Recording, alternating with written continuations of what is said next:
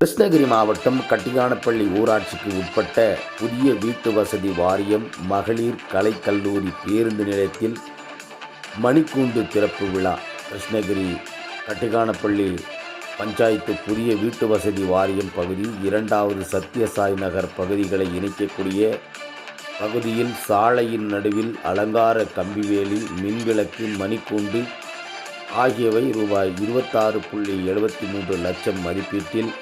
பிரபல தனியார் நிறுவனமான வெங்கடேஸ்வரா சில்க்ஸ் மற்றும் ஜுவல்லர்ஸ் சார்பில்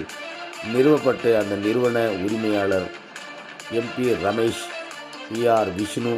PR விஷால், ஊராட்சி மன்ற தலைவர் காயத்ரி கோவிந்தராஜ் மற்றும் கோவிந்தராஜ் ஆகியோர் ரிப்பன் வெட்டி தொடங்கி வைத்தார். இந்த திறப்பு விழாவில் சத்யசாய் நகர் குடியிருப்போர் நலசங்கத்தின் பொறுப்பாளர்கள் நிர்மலா, ஜினைத், அன்னப்பன், ராகுல், மணிகண்டன், அண்ணன், சிவசங்கர், ராஜன் மற்றும் SVN மருத்துவமனை டாக்டர் ரமேஷ்,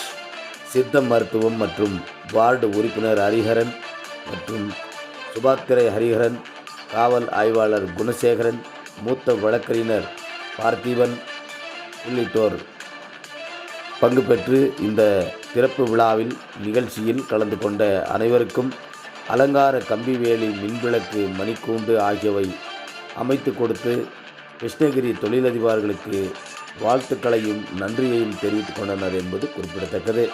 கிருஷ்ணகிரி மாவட்டத்திலிருந்து செய்தியாளர் மேகராஜ்.